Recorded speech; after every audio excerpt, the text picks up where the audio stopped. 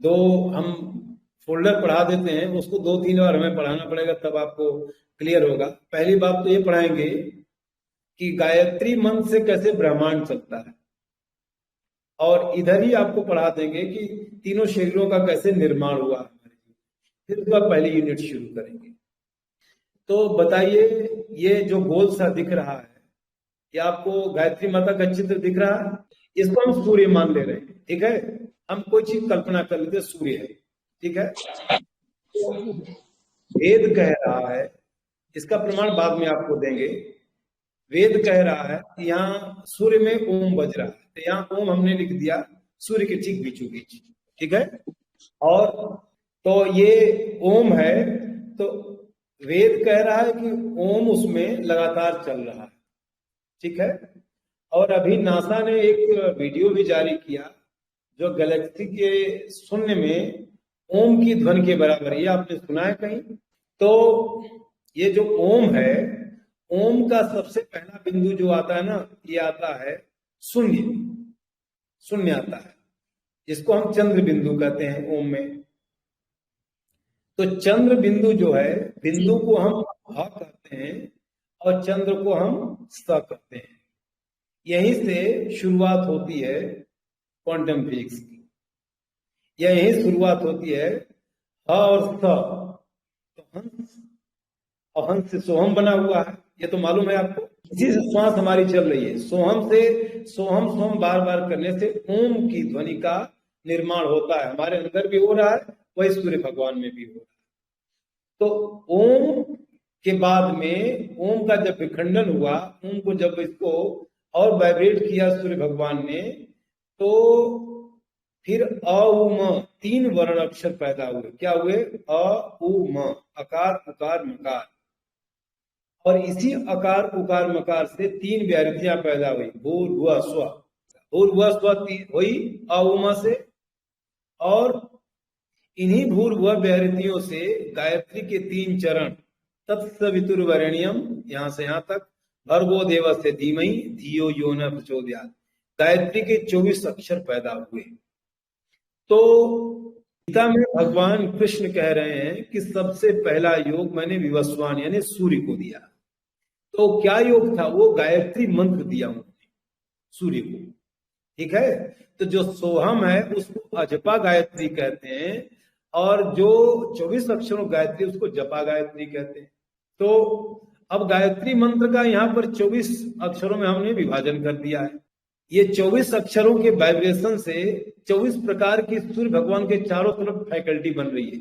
24 पूरा दिशा धारा बन रही है। तो पहली दिशा धारा तत् से लेकर के एक निकली चेतना, ये ऊपर जा रही है, दूसरी अत्रि ऋषि की, तीसरी वशिष्ठ की। तो ये जो धाराएं निकलती हैं, ये मार्गदर्शन करने के लिए निकलती हैं संसार की। तो इन धाराओं को हमारे पूर्वजों ने पहले देखा और कह दिया कि ये ऋषि चेतनाएं हैं, और इस ऋषि चेतना का एक पर्टिकुलर गुण होता है। कोई चीज होगी तो उसका गुण होगा ना। तो वामदेव का प्रज्ञा है, अत्रि का सृजन है, धरती पर भी ऋषि रहते हैं, और ब्रह्मांड में ऋषि चेतना का प्रभाव सनातन रहता है। सनातन धर्म कैसे है, इसको हम आपको समझाएंगे। इस बात को इसमें कभी नष्ट नहीं होने वाला जो तो सनातन है। कि ये प्रज्ञा का अवतरण हो रहा है, चेतना का। तो जिस व्यक्ति ने प्रज्ञा को जितना अपने जीवन में उतारा वो वामदेव ऋषि बन गया। जिसने सृजन को उतारा, अपने जीवन में अंगीकार किया, वो अत्रि बन गया। जिसने वशिष्ठ यानी व्यवस्था को उतारा, वो वशिष्ठ बन गया। तो कितने ऋषि हो गए मुख्य रूप से गायत्री के? 24, ठीक है। 24 उनके गुण हो गए व्यवहार में ले आने के लिए। तो उसी तरह से 24 छंद हो गए, और 24 उनके देवता हो गए, उनके 24 बीज अक्षर हो गए। फिर 24 वो हमारे शरीर में स्थानों को घेरते हैं, 24 जगह चक्रों में स्थान प्राप्त करते हैं। फिर 24 देखिए वैसे ही मातृका हो गई, वैसे ही शक्तियां हो गई, उससे कला हो गई, वैसे अवतार हो गए। तो कितने अवतार हो गए भाई? हमारे देश में 24 अवतार का कॉन्सेप्ट है ना, और 24 तत्वों का प्रवाह आने लग गया। तो 24 तत्व कौन है? पृथ्वी, जल, अग्नि, वायु, आकाश। ये 5 तत्वों का नाम तो सुना आपने। तो इन 5 तत्वों की 5 तन्मात्राएं होती है, सेंसेस होती हैं। जिस और उनकी ज्ञानेंद्रियां भी होती हैं 5, और 5 कर्मेंद्रियां होती हैं, तो 20 हो गया, 29 हो गए ये। और उसके बाद 4 मन बुद्धि चित्त अहंकार, 4 इनर एटीट्यूड जिसको हम कहते हैं, अंतःकरण चतुष्टय, ये 24 हो गए हमारे। चारों तरफ ये सूर्य भगवान फैला रहे हैं। अब वो जा करके गिरते हैं कहां पर, यहां देखिए, जो पहला प्रज्ञा आया है निर्जला एकादशी। निर्जला एकादशी का नाम किसने सुना हुआ है? इसी दिन अवतरण होता है गायत्री के पहले अक्षर का। ज्येष्ठ मास, देखिएगा, ज्येष्ठ मास और शुक्ल पक्ष। पक्ष कैसे जानेंगे? ये लाल वाला हिस्सा जो शुक्ल पक्ष है, और एक काला 1 से 15 तक लिखा है, इसको कृष्ण पक्ष कहते हैं। तो गायत्री के पहले गुण का अवतरण निर्जला एकादशी को हुआ, और द्वितीय गुण का हुआ योगिनी एकादशी को, तृतीय गुण का हुआ देवशयनी एकादशी को। इस तरह से वर्ष भर में कितनी एकादशी हो गई? 24 एकादशी हो गई। ठीक है, अब हम ये देखेंगे कि एक एकादशी से दूसरे एकादशी के बीच में कितना दूरी है? 15 दिन की दूरी है। ठीक है, और 2 एकादशियों को हम मिला देते हैं, तो 15-15 कितना हो गया? 30, और इसी को 1 महीना कह दिया, तो कितना महीना हो गया? वर्ष भर में एक राउंड मारेंगे तो 12 महीने हो गए। पूरे दुनिया में 12 महीने ही होते हैं, 13 महीना भी होता है, तो अधिक मास कहा जाता है, उसी को रिपीट किया जाता है। वो क्यों हुआ है कभी और चर्चा कर देंगे इस पर।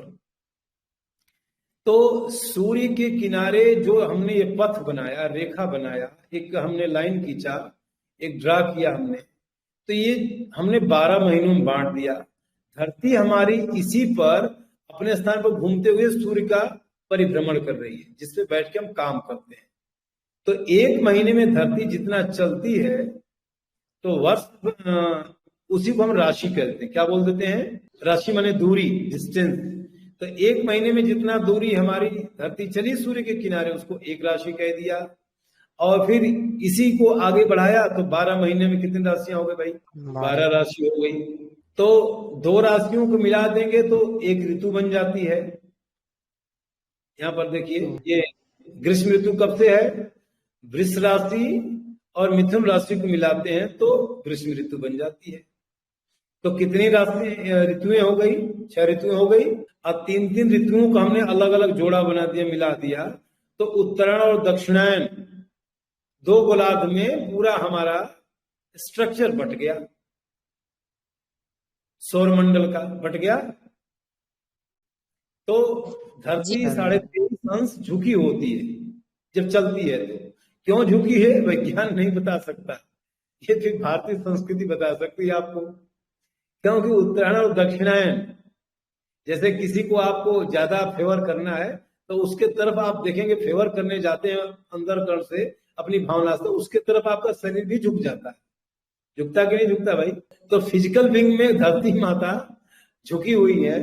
तो ये उत्तरायण और दक्षिणायन से देवयान मार्ग और पितृयान मार्ग का नाम सुना होगा। गीता में भगवान ने कहा हुआ है कि जो दक्षिणायन मार्ग में मरते हैं और जाते हैं तो पितृलोक को प्राप्त करते हैं, और जो उत्तरायण मरते हैं, शरीर छोड़ते हैं, तो वो देवयान मार्ग से, यान माने होता है पथ, रास्ता ले जाने वाला, तो उस मार्ग से जाकर के देवलोक को प्राप्त होते हैं, उनको देवगति मिलती है। ठीक है, ये हमको ज्योतिष पढ़ाना उद्देश्य हमारा नहीं है।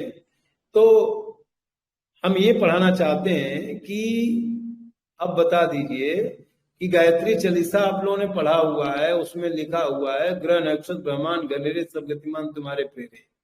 ये चल रहा है कि नहीं चल रहा भैया, बता दो।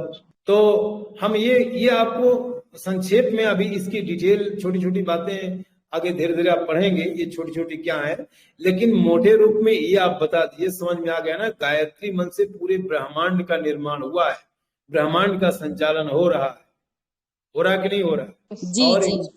है उपनिषद का सविता प्रसविता, इस सविता देवता से संसार की पैदाइश हुई है। सविता क्या है? Savita is the also internal power of the sun. तो सविता क्या है? सूर्य की आंतरिक शक्ति कहते हैं। आंतरिक शक्ति क्या है? जो सोहम हो रहा है भीतर में, जो हमारे शरीर में भी सोम हो रहा है, सूर्य भगवान में भी सोम हो रहा है। तो हाइड्रोजन हीलियम में लगातार कन्वर्ट हो रहा है, फिर उस हाइड्रोजन हीलियम बोरान कार्बन तमाम चीजें बनती हैं, आगे उसका विस्तार होता है। तो वो लगातार विस्फोट कर रहे हैं। तो सूर्य भगवान गायत्री मंत्र का जप कर रहे हैं रोज रोज दिन रात, और जप करके संसार की पैदाइश कर रहे हैं। इसलिए सूर्य साक्षात गायत्री का देवता है, उसकी शक्ति को, उसको हम सविता कहते हैं। ये क्लियर हो गया। वैसे आप इसमें ऊपर देखेंगे तो कुछ प्रमाण इसमें आएगा। जैसे देखिए, सांख्य दर्शन के अनुसार यह सारा सृष्टि के 24 तत्वों के सहारे चलता है। उनका प्रतिनिधित्व गायत्री के 24 अक्षर करते हैं। वांग्मय 10.12 पर परम पूज्य गुरुदेव ने लिखा हुआ। परम पूज्य गुरुदेव की बात करेंगे तो हम पंडित श्री राम शर्मा आचार्य को कहेंगे, ठीक है। जो लोग गुरुदेव से नहीं जुड़े हों उनके लिए बात कह दे रहे हैं। गायत्री के 24 अक्षरी दत्तात्रेय के परम समाधान कारक सदगुरु हैं। तो 24 अक्षरों से, 24 तत्वों से ही पूरा ब्रह्मांड चल रहा है, उसी से तो हम भी बने हुए हैं। और दूसरी बात, हम सद्गुणों की बात करेंगे। सद्गुणों की बात करेंगे तो सद्गुणों से ही कॉस्मिक एनर्जी आती है, ये बात जान लेना आप लोग। जैसे ये पहली लाइन लिखा है, भगवान विष्णु नारद से कह रहे हैं कि ना हम बसाम वैकुंठे ना योगिना हृदय च मत भक्ता गए तत्ष्ठाम नारदा। तो वो कह रहे हैं कि न मैं वैकुंठ में न योगियों के हृदय में रहता हूं, मैं तो वहां रहता हूं जहां मेरे भक्त गुणों का गान करते हैं, गुणों के लिए जप करते हैं, ठीक है। तो हम जो 24 गुण आपको अभी दिखाए हैं, उन 24 गुणों को आपको अपने जीवन में कैसे आप ले आएंगे, तो क्वांटम फील्ड से हम तुरंत जुड़ जाएंगे जैसे गुण आ जाए। इसलिए जो क्वांटम फील्ड से जुड़ जाता है उसको सब लोग मानते हैं, जा पर कृपा तुम्हारी हुई ता पर कृपा करें सब कोई। यानी जो सद्गुणी होता है तो उसको सब लोग सहयोग देते कि नहीं देते भाई। और जो दुर्गुणी होता है तो उसको कोई सहायता करता है, नहीं करता है। तो ये जो ब्रह्मांड में चल रहा था वो कैसे हमारे शरीर में चल रहा है, इस बात को हम समझेंगे। अब शरीर की हम संरचना को समझेंगे। जो ब्रह्मांड में था उसको शरीर में हम कैसे ले आ रहे हैं। देखिए, हमने कहा कि ह स से शुरुआत हुई, तो यहाँ एक ये सहस्त्रार चक्र है, यहाँ से एक शून्य नाड़ी ब्रह्म नाड़ी आती है हृदय चक्र में। ये आपका हृदय चक्र हो गया।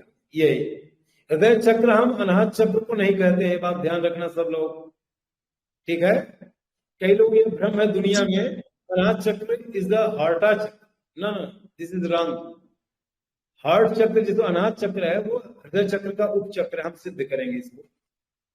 और उसको आगे आप कहेंगे तो एक पूरा हमारे पास में 50 पेज का लिखा हुआ 20-30 उपनिषदों का रिसर्च पेपर वो भी दे देंगे। हमने एक इंटरनेशनल जर्नल उसको पब्लिश भी किया हुआ। तो यहाँ हृदय चक्र में जहाँ पेट और वक्षस्थल आपका मिलता है, आप देखिए वहां गड्ढा है, गड्ढा होता है थोड़ा सा, इसको सोलर प्लेक्सस भी कहते हैं, सूर्य चक्र भी कहते हैं, और इसी को हृदय चक्र भी कहते हैं, ठीक है। जो अनाहत चक्र को हार्ट चक्र कहते हैं, वो लोग कहीं शास्त्र में इसका वर्णन नहीं बता सकते, कहीं न वेद में न उपनिषद में। किसी व्यक्ति की लिखी किताब को हम नहीं महत्व देते हैं। शास्त्रों की बात वैदिक वांग्मय में कहीं नहीं मिलेगा, हमने पूरा छान मारा, ठीक है। तो हृदय चक्र जो ये है, जो हमने चर्चा किया था उनके, फिर वहीं से शुरू करते हैं। अब यहां से आप ये जान पाएंगे कि किस प्रकार हमारे तीनों शरीरों का निर्माण हुआ है शून्य से। जब विवेकानंद गए थे शिकागो में, उन्होंने शून्य पर ही बोला था, अब शून्य से सारी सृष्टि आई और शून्य में कैसे गई। मैं उस विज्ञान को समझाने का प्रयास करूंगा आपको। तो ह का बिंदु यहाँ आ गया, चंद्र यहाँ आ गया, ह और स दो चीज बन गई। तो ह जो निकला यहाँ से, वो आप देखिए यहाँ से आज्ञा चक्र में चला है। कहाँ गया? आज्ञा चक्र में। और आज्ञा चक्र से निकल करके फिर विशुद्धा के चक्र में। यही क्रम है, आपने पढ़ा हुआ कहीं न कहीं। और स अक्षर जो है वो यहाँ हृदय से निकल करके मूलाधार चक्र में यहाँ पर देखिए आ गया। तो ह को हम गायत्री कहते हैं, स को सावित्री कहते हैं, ह को हम शिव कहते हैं और स को शक्ति कहते हैं। रुद्र और शिव में अंतर है, ठीक है। रुद्र दूसरी शक्ति है, शिव कल्याणकारी शक्ति है, रुद्र विनाशक शक्ति है। तो जो शक्ति है वो शिव को वर्ण करती है, शून्य को। और ह को हम सद्ज्ञान कहते हैं और स को हम समय कहते हैं। तो स्पेस और टाइम जहां मिलते हैं वहां हम क्वांटम फिजिक्स का जो एरिया कहते हैं, फील्ड कहते हैं, वहां पर निर्माण। तो आपको कॉन्सेप्ट देते हैं आज के बाद कि आप अपने जीवन में सद्ज्ञान और समय की शुद्धि और सिद्धि करो। क्या करें आप? सद्ज्ञान और समय की सिद्धि। सद्ज्ञान क्या है? सामने आड़ में दिमाग में एक जैसा व्यवहार करना और अपने कमाए धन का अपने लिए, अपने परिवार के लिए और समाज के उत्थान में पूरा पूरा ठीक ठीक सदुपयोग करना, ये सद्ज्ञान है। और दूसरा पक्ष इसका जो समय सिद्धि है कि जो प्रोटोकॉल्स आप पूरे दिन में तैयार करते हैं, जिसको आप मान्यता देते हैं, उसको 100% उस टाइम पर करिए, ये समय सिद्धि है। नहीं करेंगे तो क्या होगा? नहीं करें तो आपके माइंड में तनाव होगा। जैसे आपने कहा कि हमें 3 बजे आना है यहाँ पर, आपने डन कर लिया अपने अंदर ही, और 3 बजे नहीं जुड़ पाएंगे, नहीं आ पाएंगे, तो आपके दिमाग में एक दबाव बनेगा। बनता कि नहीं भाई? बनता है। तो वो आप, हमारे अंदर जो एक बना हुआ है बायोलॉजिकल क्लॉक, जैव घड़ी, जिसको टाइम कहते हैं, जैविक घड़ी, इसमें जैव प्लाज्मा और विश्वव्यापी भी एक बायोलॉजिकल क्लॉक है। तो हमने जैसे ही शब्द को बोला तो वो कनेक्ट हो गया विश्वव्यापी बायोलॉजिकल क्लॉक। जब कनेक्ट हो गया तो हमें वो विश्वव्यापी जो बायोलॉजिकल क्लॉक है वो टाइम आने के बाद काल के हिसाब से रिकॉल करेगी, वापस बुलाएगी। और माइंड तो हमारा जुड़ गया, शरीर नहीं ले जा रहे हैं, तो शरीर को खींच के कौन ले जाता है? हमारा माइंड ही तो शरीर को खींच करके वहां तक पहुंचाता है। ये मालूम क्यों नहीं आप लोग? ऐसे इसको समझेंगे। आप अपने जीवन में रोज की दिनचर्या में देखिए, सुबह आप जगते हैं तो जगने के बाद आप जैसे फ्रेश ताजे होकर के तुरंत दौड़ के काम में नहीं लग जाते। आप जगेंगे, सोचेंगे मुझे पानी पीना है, वॉशरूम जाना है, नहाना है, खाना बनाना है, इतने बजे ऑफिस जाना है। तो ये आप थिंक करते हैं, आप चिंतन करते हैं, ठीक है। चिंतन करने से आपके शरीर में ये चिंतन के जो अक्षर हैं जगह जगह जाकर बार बार बार बार वो क्लिक करते हैं, और शरीर में हार्मोन्स का स्राव होता है, और वो हार्मोन्स हमारे रक्त में मिलकर पूरे शरीर के मांसपेशियों में फैल जाते हैं। फिर मांसपेशी, जैसे दही आप जमाते हैं तो दूध में थोड़ा सा डाल दें, दही जम जाता है, ठीक उस तरह से फिर मांसपेशियों में ये जाकर के फैल जाते हैं और हमारी इच्छा शक्ति इसमें घुल जाती है, तो हम उठा करके शरीर को काम में लगाते हैं। ये तो आप काम करते हैं। तो आप अगर सही समय पर नहीं आप काम में जाएंगे तो आपका दिमाग दिन भर आपको तनाव देगा, टेंशन रखेगा कि नहीं रखेगा? इसलिए हम जो बातें कह रहे हैं कि समय सिद्धि, सद्ज्ञान सिद्धि आप करिए। इस पर हम और बात करेंगे आगे, क्योंकि ये विषय आराध बता दिया। ये हमारा मेन उद्देश्य है कि समय सिद्धि, सद्ज्ञान सिद्धि। सद्ज्ञान से दुनिया की सभी समस्याएं समाप्त हो जाएंगी आपकी, पूरे दुनिया में। कोई भी आदमी मुझे इसमें जो अपने को समझता हो कि दुनिया की समस्या क्या है, सद्ज्ञान ही तो नहीं है, और समस्या क्या बताइए? जितना साइकोलॉजी आप पढ़ रहे हैं, जितना काउंसलिंग आप पढ़ रहे हैं, जितना काउंसलिंग कराना चाहते हैं, ये नहीं चाहते कि सामने वाला व्यक्ति या चाहे मैं, मेरा दिमाग जो है सामने वाले में दिमाग में एक जैसा करने लग जाए। ये तो पूरी साइकोलॉजी है। मैनेजमेंट क्या पढ़ते हैं? यही तो पढ़ते हैं जो मैं चाहता हूँ और जो लोग चाहते हैं, हम दोनों सब लोग मिल करके सामने वाले में दिमाग में एक जैसा काम करने लग जाए। ये तो मैनेजमेंट है। पूरे दुनिया को ठीक करना सद्ज्ञान में ले आना पड़ेगा लोगों को। असद्ज्ञान जब भी आएगा तो समय सिद्धि के साथ में आएगा, अकेले नहीं आएगा। हाँ, सद्ज्ञान है और समय। ये क्लियर हो गया आपको? हंस इज द लेटेस्ट, या आप कहते हो बहुत पुराना पावरफुल केंद्र बिंदु है इसका, कॉस्मिक एनर्जी का और प्राण का। यही पाने के बाद अचीवमेंट होता है। मैं क्या कहना चाहता हूँ ये समझ गए आप लोग, सद्ज्ञान और समय सिद्धि का मतलब? तो हमारे परम पूज्य गुरुदेव कह रहे हैं कि बेटा यूनिवर्स में कुछ भी नहीं करना, केवल आदमी को सद्बुद्धि आ जाए, सद्ज्ञान आ जाए। सद्ज्ञान आएगा, सद्बुद्धि आएगी, सद्व्यवहार आएगा, तो सामने आड़ में दिमाग में एक जैसा करेगा ना। हम त्रुटि कहाँ करते हैं? सामने तो हम अच्छी अच्छी बातें कर लेते हैं, आड़ में जाने के बाद फिर उसकी बुराई देखने लग जाते हैं। तो सद्ज्ञान कहाँ रहेगा? आता है तो तुरंत हम कहते हैं कि नहीं ठीक है, आप अच्छे आदमी हैं। तो ये फिर दो पर्सनालिटी हो गई, तो जो कॉस्मिक एनर्जी है, जो क्वांटम फील्ड है, वो आपको किसमें energy they, is also confuse from you. वो क्या करेगा, तो थोड़ा इसमें देगा, थोड़ा उसमें देगा, आपके शरीर में रोग हो जाएगा। और चित्त में आएगा, चित्त का प्रक्षेपण जीवन है, तो आप टकरा जाएंगे, लड़ जाएंगे, फिर झंझट हो जाता है। इसलिए सद्ज्ञान की स्थिति। चलो अब हम बात करते हैं कि इसी से हंस से सोहम बना हुआ है। साकार कुंडलनी शक्ति है, हाकार आत्मज्ञान है। तो बार बार सोहम सोहम करने से और हमारे शरीर में ओम का निर्माण होता है, जो यहाँ अब यहाँ से वो परा प्रकृति, अब अपरा प्रकृति, इस बार की प्रकृति का कैसे निर्माण करते हैं। माता पिता के गर्भ में रजवीर से एक पिंड बनता है, उस पिंड में हम सूक्ष्म और कारण शरीर को लेकर के घुस जाते हैं। घुसते हैं कि नहीं घुसते हैं भाई? तो घुस जाते हैं, तो शरीर जो लिया आपने, तो उसके संस्कार हमसे डिफरेंट होते हैं, तो उस संस्कारों को भी ढोना हमें पड़ता है, उसका अच्छा बुरा हर्जाना भी भोगना पड़ता है। तो जैसे आप पानी में जाते हैं तो ठंडा लगता है, गर्मी में जाते हैं तो गर्म लगता है। तो जिन संस्कारों में आप घुसेंगे, उस संस्कारों से आप रंग जाएंगे, तो आपको लगेगा कि मेरे माता है, पिता है, सारी चीजें। इसलिए तत्व शुद्धि की बात करेंगे हम बाद में। जो एकादशी अभियान है, वो वर्ष भर में कैसे 24 तत्वों को आपको शुद्ध करना है।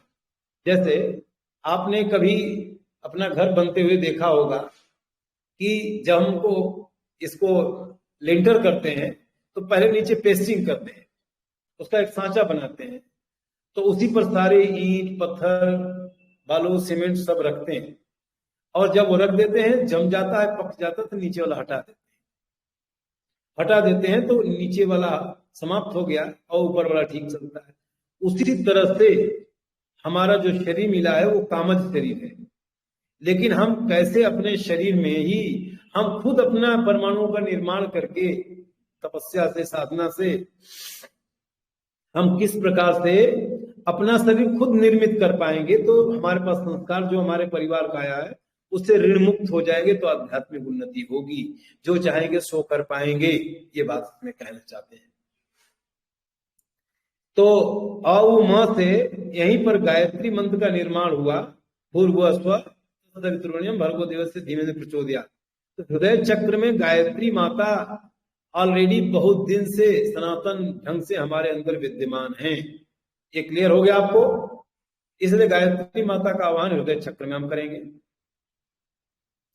ये हमारे हृदय की प्रथम वलय है, फर्स्ट लेयर। द्वितीय वलय क्या है? यहां से देखिए, अ क च ट त प य तालव्य श, ये दिख रहा है आपको? 8 अक्षर, 8 अक्षर हो गया।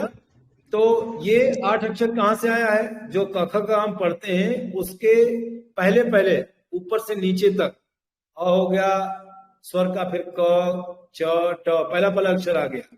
ये 7 अक्षर हो गए, 7 ग्रह। 8वां ये तालव्य श है, वो सुषुम्ना नाड़ी में जाता है।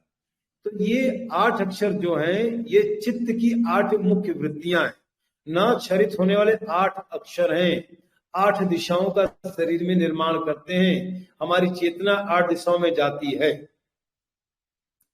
तो अक्षर में जब जाती है तो सूर्य ग्रह हुआ, क हो गया मंगल, च हो गया शुक्र, ट हो गया बुध, त हो गया गुरु ग्रह, प हो गया शनि ग्रह, य हो गया चंद्र ग्रह। ये 7 ग्रह हो गए। 2 राहु केतु छाया ग्रह। तो जिसमें हमारी चेतना जाएगी वह ग्रह हमारा मजबूत होगा। और इसके सिम्टम भी हैं, इसके काम भी हैं। जैसे अक्षर में चेतना जाएगी, ऊर्जा जो कॉस्मिक एनर्जी, आत्मा का संकल्प जाएगा, तो हमारे अंदर भक्ति भावना की वृद्धि होगी। तो हमें जाएगा अग्नि दिशा में, ये पूर्व दिशा है, अग्नि दिशा है लाल वाला। तो आलस्य प्रमाद क्रोध आएगा, च आएगा विचार को नष्ट करने वाला, ट आएगा रोगों को नष्ट करने वाला, आएगा धन धन संपत्ति प्रसन्नता को देने वाला, अब प आएगा साहस को देने वाला, वैराग्य को देने वाला, यह आएगा आत्मीयता को परम पवित्र करने वाला, तालव्य श जो आएगा वो सभी फलों को देने वाला आएगा। ये है। तो हृदय चक्र का कॉन्सेप्ट क्लियर हो गया आप लोगों को? चित्त की 8 वृत्तियां यही।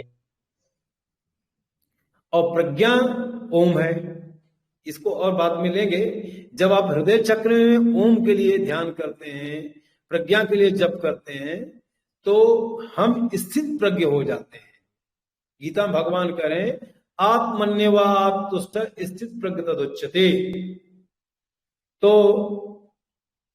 आत्मा से ही सारे के सारे ये पूरा ये बौछार कर रहे हैं, बाहर तक निकल रहे हैं। अब फिर उस प्राण को अगर हम प्रज्ञा में ले आते तो आत्मा में आ गया, आत्मा से कर आत्मा में आ गया। तो स्थित प्रज्ञा में स्थित होकर के, आत्मा में स्थित होकर के जब आप काम करते हैं तो आपको पाप पुण्य नहीं लगता है। क्यों? क्योंकि 24 तत्वों को या पंच तत्वों को ये प्रज्ञा जो है या ओम है वो सबमिट कर देता है, विलय करा देता है, कोलैप्स करा देता है हृदय में। और श्रेष्ठ गुणों से युक्त प्राण ही आत्मा है। ध्यान समझना, कौशिकी ब्रह्मोपनिषद में अध्याय 3 मंत्र 9 में कह रहे हैं ऋषि कि श्रेष्ठ गुणों से युक्त प्राण ही आत्मा है। तो गुण की बात हम कर रहे थे। पहला प्रज्ञा, अगर आपको कोई दोष लग गया, कोई पाप लग गया, कोई टेंशन हो गया, किसी से झगड़ा हो गया, तो प्रज्ञा के लिए गायत्री मंत्र का जब आप करेंगे तो प्राण जब प्रज्ञा में जुड़ जाएगा, गायत्री जपने से प्राण की उत्पत्ति होती है। और वही जब प्रज्ञा के लिए हो गया तो वो क्या कर देगा, आत्मा बन जाएगा, चेतना बन जाएगा। तो जो कंफ्यूजन है, जो तनाव है, वो सब का सब कोलैप्स होकर के आत्मा में चला गया, शून्य में चला गया, तो आत्मा बन गया। ठीक है, तो आपको कुछ फील नहीं होगा कि कोई टेंशन है, कोई दिक्कत है। ये बात भगवान कह रहे हैं। ये कारण शरीर का केंद्र है, सहस्त्रार भी कारण शरीर का केंद्र है और ये भी है। ये इस जन्म का कारण शिव केंद्र होता है, सहस्त्रार जो होता है पूर्वजन्म का प्रारब्ध का होता है। अब अ निकल करके सूक्ष्म शरीर कैसे बनाता है, तो अ निकल करके देखिए, विशुद्धाख्य चक्र में 16 वर्ण अक्षरों का निर्माण करते हैं। अ से अ तक हो गया, यहाँ 16 वर्ण अक्षर, क्लियर हो गया सभी को। दूसरा, अब क निकल करके यहाँ देखिए, यहाँ क ख ग अंग, फिर च निकल करके च छ ज ज, फिर ट निकल करके ट ठ। तो अनाहत चक्र में 12 वर्ण अक्षर हो गए। ठीक है। तीसरा, त निकल करके मणिपुर में और प निकल करके मणिपुर में, तो 10 वर्ण अक्षर ढ से फ तक मणिपुर चक्र वैश्य वर्ण हो गया। और यह निकल करके स्वादिष्ठान में आ गया तो 6 अक्षर हो गए। और तालब्य श निकल करके हृदय से मूलाधार में आ गया। तो किस प्रकार से मित्रों यह पूरा हमारा सूक्ष्म शरीर का चक्र बना हुआ, ये क्लियर हो गया आपको कि नहीं हुआ? अब देखिए, गीता में भगवान कह रहे हैं चातुर्वर्ण मया सृष्टि गुणकर्म विभाग। तो जो ब्रह्म है वो कृष्ण है। तो वो कह रहे हैं देखो सभी वर्ण यहाँ से निर्मित हुए, सारे वर्ण अक्षर यहाँ है सहस्त्रार में, मया सृष्टि। तो कह रहे जीवात्मा के रूप में सभी प्राणियों के हृदय में वास करता हूं। तो वहां से एक शून्य नाड़ी आई, यहाँ से श्वास चल पड़ी, और फिर यहाँ से हृदय चक्र में वास करते हैं। तो हृदय चक्र तो भगवान का क्षेत्र है, आत्मा का क्षेत्र है। अब करें चातुर्वर्ण। वर्ण क्या है? वर्ण माने ये क ख ग वर्ण अक्षर कहते हैं। 4 वर्ण भी आपने सुना होगा, ब्राह्मण क्षत्रिय वैश्य शूद्र, सुना है कि नहीं सुना भाई? तो ये विशुद्धाख्य चक्र के जो वर्ण अक्षर है, इसमें गुण और कर्म, इन अक्षरों के गुणों में, इनका गुण भी आगे आपको दिखा देंगे कौन कौन अक्षर का क्या गुण है। तो इसमें इस गुण में कर्म करेगा, उसी के हिसाब से उसको क्षत्रिय कह दिया। जो अनाहत चक्र में आ जाएगा तो एडमिनिस्ट्रेशन काम करता है, तो उसके अंदर में क्षत्रित्व का आ गया। और मणिपुर चक्र में इनमें काम करेगा तो वो जिनको ये चक्र, ये अक्षरों को बढ़ा देगा, वो खुद अपने आप व्यापार का काम करने लगेगा, तो वो वैश्य वर्ण बन जाएगा। स्वादिष्ठान और मूलाधार 2 चक्र जो है वो शूद्र वर्ण के हैं, इसलिए इनको सेवा भावी और शक्ति के केंद्र कहे गए। शुद्ध माने खराब नहीं, शक्ति का केंद्र। इलेक्ट्रॉन भैया कभी आगे पीछे ऊपर नीचे चलता है, लेकिन शूद्र को कोई अपने बस में नहीं कर सकता। शूद्र को केवल रुद्र ही अपने बस में करता है। मालूम है कि नहीं आप लोगों को? इलेक्ट्रॉन को कोई नहीं जानता कब गायब हो जाए, कब आ जाएगा, कब क्या करेगा। ये सुना है कि नहीं सुना? कोई है इसका फिजिक्स का एक्सपर्ट यहाँ मुझे बताएगा। अब देखिए, ये 6 चक्र का नाम सुना था आपने, ये हमने 6 चक्र आपको गिना दिया। आज्ञा चक्र भी इसी में जुड़ा हुआ है। तो इनका कंट्रोल कैसे करता है? ये कंट्रोल करता है विज्ञानमय कोश से, हृदय चक्र। विज्ञानमय कोश में 3 ग्रंथि होती है, ब्रह्म ग्रंथि, विष्णु ग्रंथि, रुद्र ग्रंथि। तो ह में र और ई मिलकर के रिंग बना हुआ, बना कि नहीं बना भाई? रिंग से मस्तिष्क मध्य में ये जो सिर हमारा है उसके बीचों बीच में ठीक ये रिंग जा करके खुलता है हाइपोथैलेमस के पास में। जो एनाटॉमी फिजियोलॉजी पढ़े हैं, एंडोक्राइन ग्लैंड्स को जानते हैं, वो जान पाएंगे हमारी बात को। हाइपोथैलेमस ही एक्चुअल में ब्रह्मग्रंथि का प्रतिनिधित्व करता है। तो ब्रह्मग्रंथि दो प्राणों से बनती है, धनंजय और व्यान प्राणों से। ऊपर व्यान है, नीचे उसके धनंजय है। तो दोनों के दबने से ब्रह्मग्रंथि काम करती है। तो 108 दाने पूरा मस्तिष्क के कंट्रोल करता है, आपको भी नियंत्रित करता है। और हाइपोथैलेमस जो है आज्ञा चक्र के पास पीयूष ग्रंथि होती है, उसको जागृत करता है। और उसमें यहाँ 5-6 प्रकार के पीयूष ग्रंथि में, जिसको पिट्यूटरी कहते हैं, यहाँ पर अंतःस्रावी ग्रंथियों को नियंत्रित और पोषित करने के लिए इंस्ट्रक्शन जाते रहते हैं। यहाँ थायराइड है, यहाँ थाइमस है, नाभि चक्र में एड्रिनल है, स्वादिष्टान के आसपास में गोनेड्स है। ये सारी ग्रंथियां होती हैं जो अनैच्छिक होती हैं, नॉन विलिंग होती है, हमारी इच्छा से ज्यादा उस पर कोई प्रभाव नहीं पड़ता है। लेकिन हम योग के माध्यम से उनमें परिवर्तन कर सकते हैं, उनमें भी कंट्रोल कर सकते हैं। और यही ब्रह्म ग्रंथि के पास में हाइपोथैलेमस के ऊपर में ये सूर्य ग्रंथि जिसको कह सकते हैं, उसको पीनियल कहते हैं। पीनियल में जब, जिसको व्यान प्राण कहेंगे, पीनियल में जब ऊर्जा चली जाती है तो आपको असीम आनंद की अनुभूति होने लग जाती है। तो ये रिंग से ये पैदा हुआ। इसको ब्रह्म बीज, इसको माया बीज कहते हैं रिंग को, और ओम को ब्रह्म बीज कहा हुआ है। दूसरा है न्यूट्रॉन विष्णु ग्रंथि, जिसको श्रृंग कहते हैं। यहाँ से चेतना का, ज्ञान का केंद्र है, ये चेतना का केंद्र है, हृदय से निकला हुआ। यहीं पे श में तालव्य श यहाँ पर है, दिख रहा आपको, ये तालव्य श है। र और मिल करके स्ट्रिंग बना लेता है यहाँ पर, तो विष्णु ग्रंथि होता है। तो अनाहत और मणिपुर चक्रों को ये नियंत्रित करता है, और ये ब्रह्म ग्रंथि आज्ञा और विशुद्धा के चक्रों को नियंत्रित करती है। ये गायत्री महाविज्ञान में पढ़ सकते हैं, विज्ञान में कोष में आप। रुद्र ग्रंथि क ल ई, तो क्लीन करके यहाँ पर बनता है, देखिए यहाँ पर है, ये क्लिंग बना हुआ है। तो ये स्वादिष्ठान और मूलाधार ल से, प्रेम से शूद्रों को नियंत्रित कर लेता है। ठीक है, ये स्वादिष्ठान मूलाधार चक्रों को। तो ये कैसे चक्र नियंत्रित होते हैं, हम ये आपको समझा रहे थे। ये सूक्ष्म शरीर के केंद्र हो गए षट चक्र, आज्ञा से लेकर के मूलाधार तक।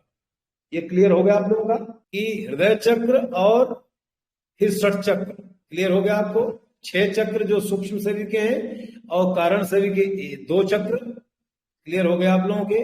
अब स्थूल शरीर में बात करें। अब चलो देखो फिजिकल बॉडी हमारी कैसे बनी, इसका हम विश्लेषण करेंगे। क निकल करके दाहिने बांह के जड़ में यहां जाकर ग्रंथि बनाता है, तो दक्ष बाहु मूलांगम, ये सारा निर्माण होता है। ख अक्षर एल्बो में, इसको कुरपर अंगम कहते हैं। ग अक्षर रिस्ट में मणिबंधम कहते हैं। ग अक्षर अंगुली के जड़ का भाग, और अंग अक्षर अंगुली के अग्रभाग का दाहिने का बना। तो क ख ग घ अंग। अब इन अंगों में कोई प्रॉब्लम है तो इन अक्षरों के माध्यम से हम उनको ठीक कर सकते हैं। ठीक है, उसी तरह से च छ ज झ यह बाएं हाथ का, और ट ठ ड ढ ण दाहिने पैर के, बाएं पैर के त थ द ध न।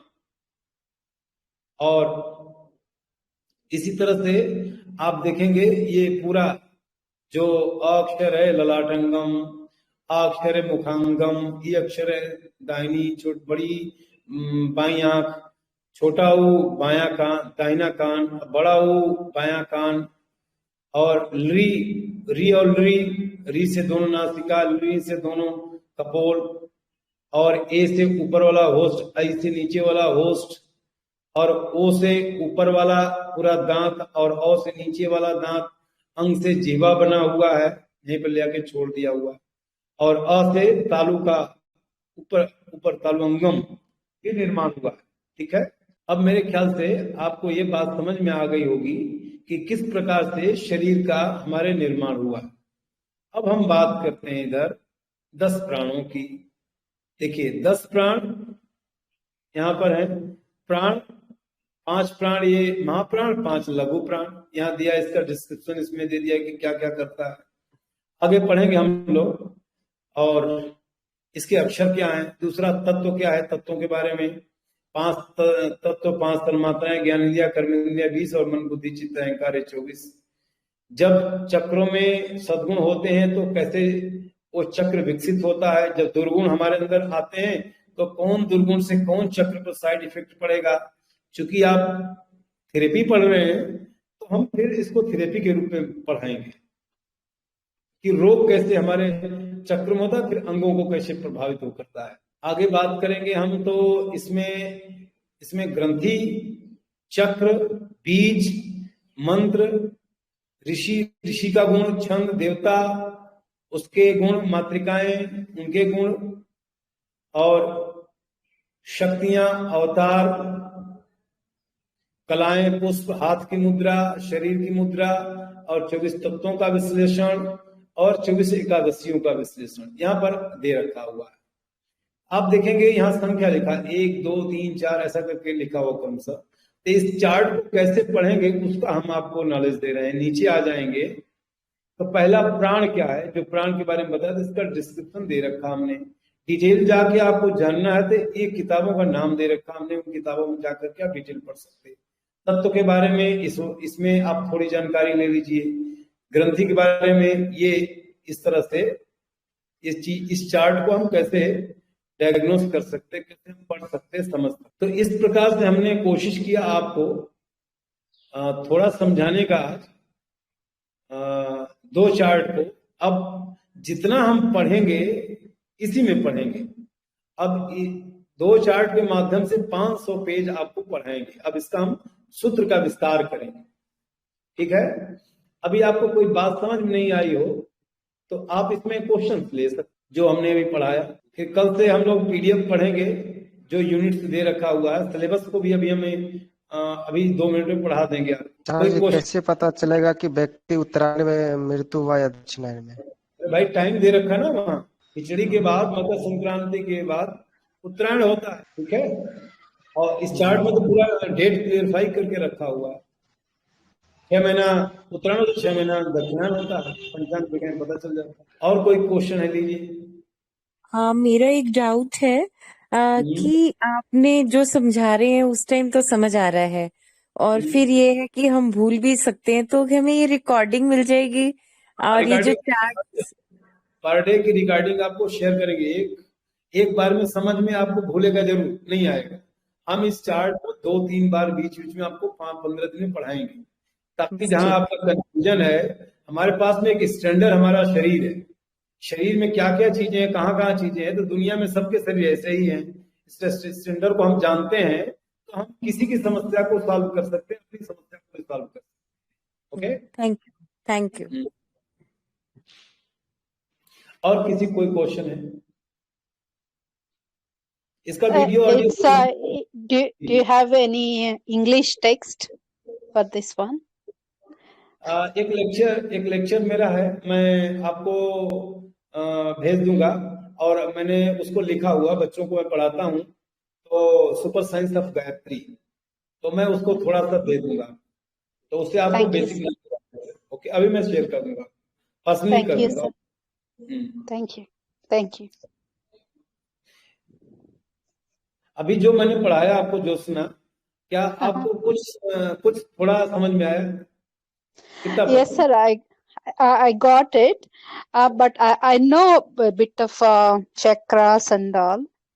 Yeah, but it may make sense actually. Yeah, but I think I have to go back and revisit. I have to revisit. हाँ, रिवाइंड करेंगे इसको, अभी जो हमने दिया हुआ है, और ये हम अभी आपको शेयर कर देंगे, इस चार्ट को भी शेयर कर देंगे। और इसको आपको इतना समझना है कि जो 51 लेटर्स हैं, 51 लेटर्स ऑफ संस्कृत लैंग्वेज, इसको याद कर लीजिए। और इसके हमारे शरीर से किन किन अंगों से संबंध है, किन चक्रों से इसका संबंध है, किन तत्वों से संबंध है, किन प्राणों से, हम एक चार्ट आउट अभी आपको देंगे। अभी मैं शेयर करता हूँ, आप लोग अभी just minute please. Thank you. मैं अभी आपको इसमें शो कर रहा हूं, तो आपको फिर ज्यादा अच्छे से पता चला। आपको सबको दिख रहा है ये चार्ट? जी आचार्य जी। Yes, sir. तो हमने इसको हिंदी में ही रखा हुआ है। तो ये प्राण है, ये लिख दिया प्राण, 5 प्राण। ओके। और सारे अक्षरों को, एवरी लेटर्स हियर, तो कौन सा लेटर क्या काम करता है। जैसे अ है वो प्राण से कनेक्टेड है, आ है प्राण से कनेक्टेड है, ए है वो प्राण से कनेक्टेड है, अकॉर्डिंग दैट। ओके, नीचे तक आप जा सकते हैं। Okay. तो और अपान से, सेकंड प्राण हमारा अपान है। तो अपान हमारी जो ई है, बड़ी ई है। और यहाँ पर नीचे हम जाएंगे तो अय है, ख है, छ है, सेकंड लेटर सारे के सारे। यहाँ आप देख सकते हैं कि ई अपान से जुड़ा हुआ है। इस तरह से थर्ड लेटर व्यान से, फोर्थ जो लेटर्स हैं सारे के सारे वो उदान से, और लास्ट सारे के सारे समान प्राण से। और इनको हम कंटेंट में देखें, तत्वों में देखें, तो आकाश तत्व से समान जुड़ा हुआ है, जल तत्व से उदान जुड़ा हुआ है, पृथ्वी तत्व से व्यान जुड़ा हुआ है, पृथ्वी तत्व से व्यान जुड़ा हुआ है, अग्नि से अपान जुड़ा हुआ है, और वायु से प्राण जुड़ा हुआ है। तो हमने 5 भागों में बांट दिया है सारे लेटर्स को, 5 प्राणों में, 5 तत्वों में। ओके। और कौन से हमारे शरीर के पार्ट्स हैं, तो यहाँ लिख दिया काम क्या है और पार्ट्स क्या, 2 बात कह दिया। ये अक्षमालिका उपनिषद में इसे काम लिखे गए हैं। तो ललाटंगम, ललाट कहाँ है उसमें आपको दिखा दिया यहाँ पर, जो अभी हमने बॉडी का चित्र शो किया था। ठीक है। आ है मुख को। तो इसी तरह से सारे पार्ट्स को आप, तो ये सारे के सारे जो पार्ट्स हैं, हम लोग रट डालेंगे, एकदम से याद कर डालेंगे। फिर उसके बाद में कोई चीज आपको समझने में प्रॉब्लम नहीं आएगी। ओके। तीनों शरीरों का आप इसमें कॉन्सेप्ट समझ में आ जाएगा आपको। मैं इसको आपको शेयर कर देता हूं आप लोगों को। आप लोग जितना जल्दी इसको याद कर लेंगे, उतना जल्दी आपको सब बातें समझ में आ जाएगी, फिर ज्यादा मुझे मेहनत नहीं करना पड़ेगा। मैंने शेयर कर दिया आपको। ठीक है। और भी कोई क्वेश्चन सुन लीजिए। जी बोलिए। हमको ने प्राणों के बारे में भी एक बार आप बता आगे सेकेंड यूनिट में चौथे 5वें दिन शुरू कर देंगे, पूरा यूनिट पढ़ाएंगे। हाँ जी। वो आगे आएगा। जितनी चीजें हम पढ़ा रहे हैं वो सारी उसी सीक्वेंस में जाएगी। ठीक है। आपने वो भेजा है, उसके वो जेरॉक्स निकाल ले क्या, मतलब उसका पूरा सिलेबस है? वो आप जैसा चाहे वैसा कर लें, इट्स योर प्रॉब्लम। मैंने यहाँ दोनों चार्ट दे दिया आपको जो अभी पढ़ाया है, इसका पीडीएफ में। ये थोड़ा बड़ी फाइल है, तो कई बार हो सकता है कि व्हाट्सएप में नहीं खुले, टेलीग्राम में अच्छे से खुल जाती है। ठीक है। कोई प्रॉब्लम है तो फिर बात कर सकते हैं। और किसी कोई क्वेश्चन तो लीजिए। मेरे को सॉरी, कैरी ऑन, आप जो पूछ रहे हैं। मेरे को मे बी मैं बहुत ही बिगिनर स्टेज पे हूँ। ये जो चक्रास की एग्जैक्ट लोकेशन जो है, जैसे आपने हृदय चक्र की बताई, ऐसे क्योंकि अगर हमने पाठ करते टाइम अगर ध्यान लगाना है तो चक्रास की एग्जैक्ट लोकेशंस भी आप प्लीज बता दीजिएगा। बता देंगे। अभी तो हमने आज आपको ना केवल जिज्ञासा पैदा की कि जो आपके अंदर जिज्ञासा है वो कैसे और बूस्टअप। ठीक है। आज हमने कुछ नहीं पढ़ाई किया, आज केवल आपका कॉन्सेप्ट थोड़ा सा बनाया क्लियर। तो अब कल से शुरू करें कॉन्सेप्ट का, जो थियरी हमने लिखा हुआ थियरी आप पढ़ेंगे तो बेसिक से शुरू करेंगे। कोई नया बिल्कुल आदमी है उसको प्रॉब्लम नहीं आएगी, पुराना है तो भी नहीं प्रॉब्लम आएगी। आपका कोई ज्ञान बाकी नहीं रह जाएगा last day. Okay. Thank you so much.